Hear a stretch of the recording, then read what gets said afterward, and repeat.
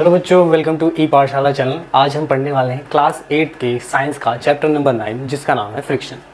जैसे कि हमने पिछले चैप्टर में पढ़ा था कि फ्रिक्शन क्या होता है, कैसे लगता है, कहाँ पे लगता है, तो उसी के बारे में हम यहाँ पे पढ़ेंगे। आप कई बार देखते हो कि आप क्या नाम है साइकिल चला रहे हो, साइकिल चलाते हो तो ब्रेक लगाते हो, ब्रेक लगाते हो तो क्या होता है कि साइकिल रुक जाती है।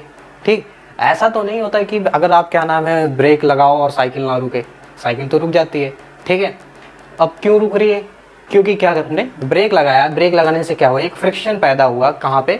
साइकिल के रिम पे और उसके जो क्या होते हैं ब्रेक्स होते हैं। ठीक है, अब एक बॉल है, बॉल को तुमने क्या नाम है बहुत जोर से मारा, फिर आपने क्या किया कि वो बॉल कुछ दूर जाने के बाद रुक गया। अब क्या हुआ, ग्राउंड से फ्रिक्शन लग रहा है, ग्राउंड के फ्रिक्शन लगने से क्या हो रहा है, बॉल रुक जा रही है। ठीक है, कभी कभी देखो आप जो क्या नाम है एक स्मूथ सरफेस पे ज़्यादा चलने में ज़्यादा कठिनाई होती है, यानी कि रफ सरफेस में आप फ्लोर पे पानी गिरा दो, टाइल्स हो, टाइल पे क्या गिरा दो, पानी गिरा दो, उसके बाद उस पर दौड़ो। दौड़ने से क्या होगा कि आप दौड़ोगे तो आपको गिरने का डर रहेगा, क्योंकि मुश्किल ज़्यादा है वहाँ पे चलना। जबकि आप अगर रफ सरफेस पे चल रहे हो, आप मिट्टी में दौड़ रहे हो या फिर क्या नाम है रोड पे ही दौड़ रहे हो, तो आप दौड़ लोगे क्योंकि वहाँ फ्रिक्शन बहुत ज़्यादा लग रहा है। ठीक है, आओ पढ़ते हैं फोर्स ऑफ फ्रिक्शन के बारे में। फोर्स ऑफ फ्रिक्शन क्या है?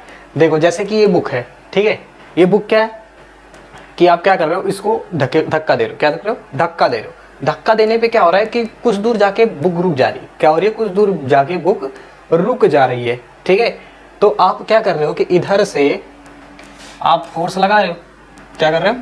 आप इधर से फोर्स लगा रहे हो। क्या लगा रहे हो? फोर्स लगा रहे हो। और इधर से क्या लग रहा है? फ्रिक्शन लग रहा है। ठीक, तो इससे हमें पता चल रहा है कि आप इधर से फोर्स लगा रहे हो, फ्रिक्शन उधर से लग रहा है, तो क्या हो रहा है कि फोर्स को कम करते करते करते करते फोर्स कम कर दे रहा है एकदम से। इसकी वजह से क्या हो रहा है, बुक रुक जा रही है। यानी कि कहने का मतलब ये है कि फ्रिक्शन जो है हमेशा अप्लाइड फोर्स के अपोजिट में लगता है। फ्रिक्शन क्या है? हमेशा अप्लाइड फोर्स के अपोजिट में लगता है। ठीक, आगे बढ़ते हैं। Force is opposite the relative motion between surface of book and table. Friction क्या कर रहा है? अपोज कर रहा है किसके? रिलेटिव मोशन की। किसका? सरफेस की, बुक और टेबल के बीच का। ठीक है, यही इसमें बताया गया है। यहां पे देखो साफ साफ लिखा हुआ है, the force of friction always opposes the applied force. क्या करता है? Force of friction always opposes the applied force. अगर फोर्स इधर से लग रहा है तो फ्रिक्शन इसके अपोजिट लगेगा। ठीक है, अगर यही आप तो रिवर्स कर दो, इधर फोर्स कर दो, इधर फिर इधर से फ्रिक्शन लगना स्टार्ट हो जाएगा। यानी कि जिधर फ्रिक्शन लगे, जिस तरफ से आप फोर्स लगाओगे उसके अपोजिट ही हमेशा क्या लगेगा? फ्रिक्शन लगेगा। उसके अपोजिट ही हमेशा फ्रिक्शन लगेगा। अब फैक्टर को अफेक्ट क्या कर रही है?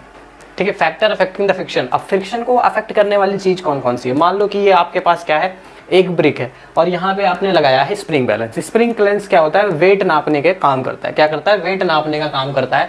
आप यहाँ पे पढ़ सकते हो। स्प्रिंग बैलेंस क्या है? एक डिवाइस है, किसका? फोर्स जितना लग रहा है ऑब्जेक्ट पे उसको नापने का, यानी कि वेट नापने का। फोर्स जो है या फिर वेट है उसको नापता है। ठीक है, जितना आप स्ट्रेच करोगे उतना ये बैलेंस क्या होगा, नीचे की तरफ आएगा और आपको बताएगा कि कितना वेट हो रखा है।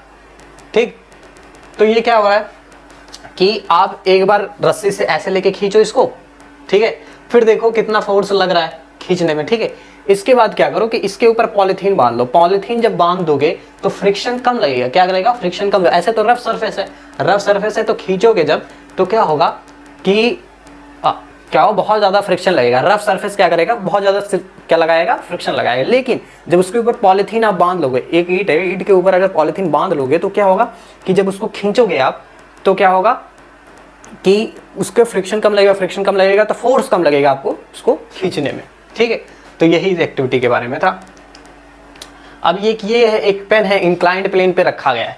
आप यहाँ फिगर में आराम से देखिए कि एक इंक्लाइंड प्लेन पे रखा है। यहाँ से आप पेंसिल छोड़ो तो कुछ दूर जाके रुकती है। क्या? पेंसिल छोड़ो तो कुछ दूर जाके रुकती है। लेकिन अगर यहीं पे आप क्या लगा दो? कपड़ा लगा दो। कपड़ा लगा दोगे तो क्या होगा कि फ्रिक्शन लगेगा, यहाँ पे कपड़े का फ्रिक्शन लगेगा तो क्या होगा, आके ये जो पेन है वो आगे ही रुक जाएगा, पीछे की तरफ नहीं जाएगा, क्योंकि क्या हो रहा है? फ्रिक्शन लग रहा है। क्या हो रहा है? फ्रिक्शन लग रहा है। अभी यहाँ पे क्या हो रहा है? फ्रिक्शन कम लग रहा है, क्योंकि सीधा टेबल है, सीधा टेबल है तो यहाँ पे फ्रिक्शन कम लग रहा है। तो यहाँ पे क्या हो रहा है कि जो पेंसिल है काफी दूर तक जा रही है। लेकिन जब यहाँ पे कपड़ा आपने लगा दिया, कपड़ा लगाने से क्या हुआ कि फ्रिक्शन जो है यहाँ पे ज्यादा लगने लगा। फ्रिक्शन ज्यादा लगने लगा तो क्या हुआ कि ये जो पेंसिल है ये यहीं आगे रुक गई। आप इसी पे अगर कई बार रखोगे तो देखोगे कई बार यहाँ रुक जाएगी, कई बार पेंसिल यहाँ रुकेगी, कभी यहाँ रुकेगी, कभी यहाँ रुकेगी। ये इसलिए होता है कि जो कपड़ा होता है ना, इसका जो सरफेस होता है वो इक्वली क्या होता है, रेगुलर नहीं होता। ठीक है, वो रेगुलर कपड़ा नहीं होता, उसमें क्या रहता है कि इरेगुलरिटी जो है डिफरेंस रहता है, इरेगुलरिटी का डिफरेंस रहता है। यानी कि यहाँ पे मान लो कढ़ाई बनाई हुई है, यहाँ पे कुछ नहीं हुआ है, तो यहाँ पे बहुत ज़्यादा दूर जाएगा, कढ़ाई वाली जगह पे क्या जाएगा, वहाँ पे रुक जाएगा फ्रिक्शन लगने की वजह से। ठीक है,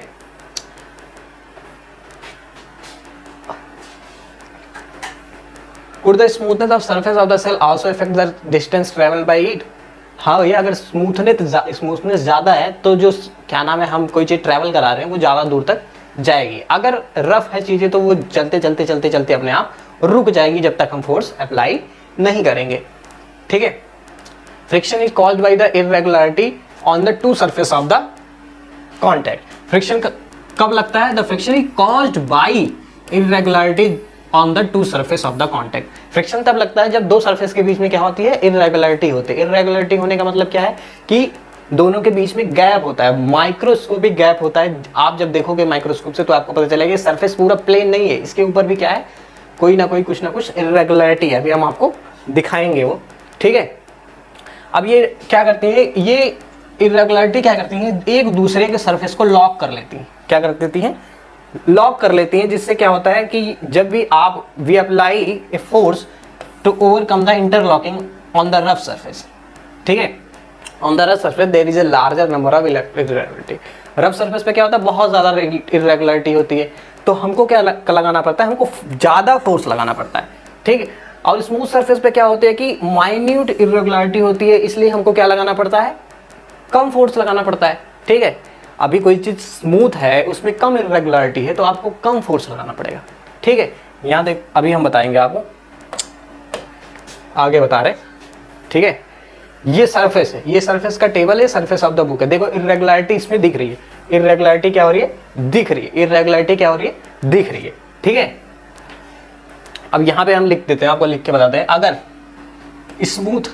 स्मूथ सरफेस है, अगर स्मूथ सरफेस है, ठीक, तो आपको क्या लगाना पड़ेगा, लेस फोर्स लगाना पड़ेगा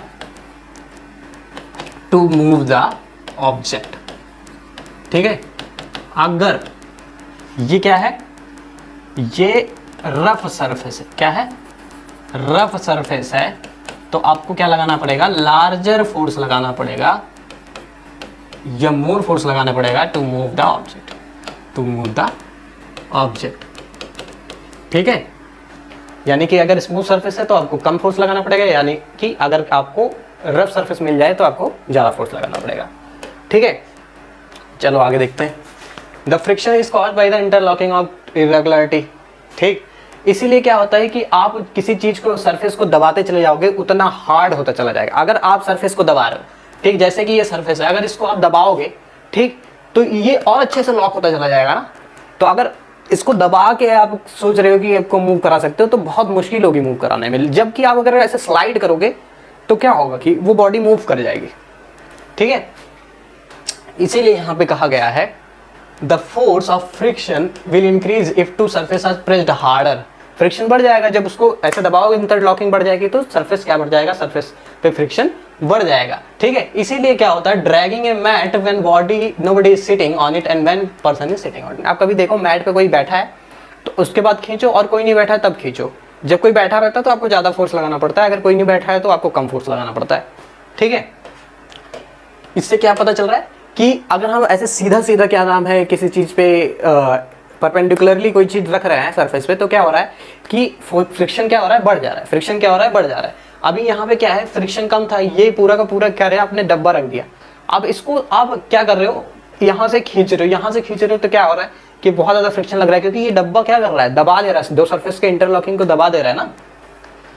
ठीक, heavy box no such experience, heavy box का आपको बता दिया। ठीक है, the force required to overcome friction at an instant of an object start from moving from the rest is measured the static friction।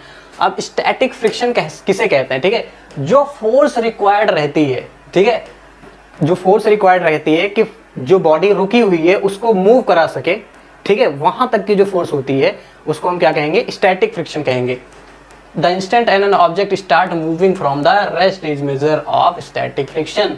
Static friction उस friction को कहेंगे कि जब तक आप फोर्स लगा रहे हो वो फ्रिक्शन लग रहा है, ठीक है, ऐसे फ्रिक्शन लग रहा है। जैसे ही वो बॉडी मूव करना स्टार्ट होगी तो जितना आपने फोर्स लगाया था ना पूरा, वही उसका स्टैटिक फ्रिक्शन होगा, वही उसका स्टैटिक फ्रिक्शन होगा।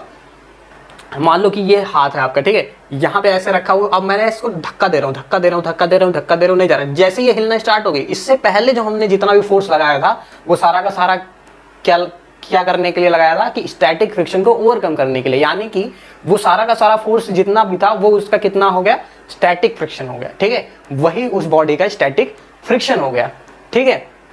अब जब ये बॉडी स्टार्ट कर गई, स्लाइड कर रही है, ठीक है, अब बॉडी स्लाइड कर रही है, the contact point its surface do not get enough time to lock into it contact point of the floor.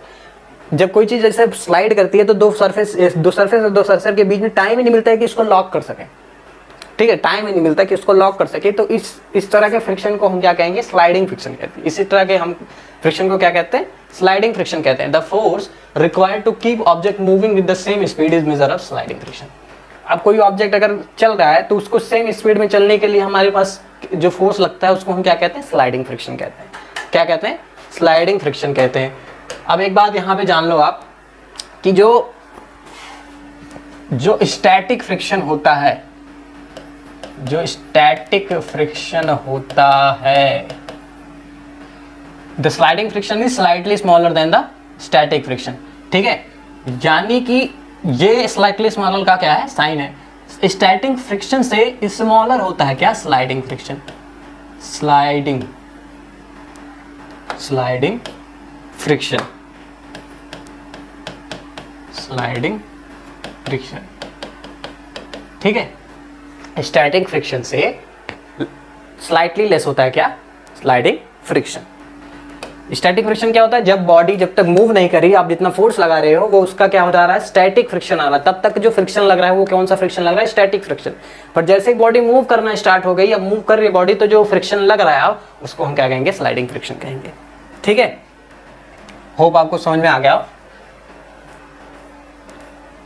Hope आपको समझ में आया। मिलते हैं अब आपको नेक्स्ट वीडियो में। ये था पहला पार्ट, आप मिलेंगे अब वीडियो के सेकंड पार्ट में। तब तक के लिए जय हिंद, जय भारत।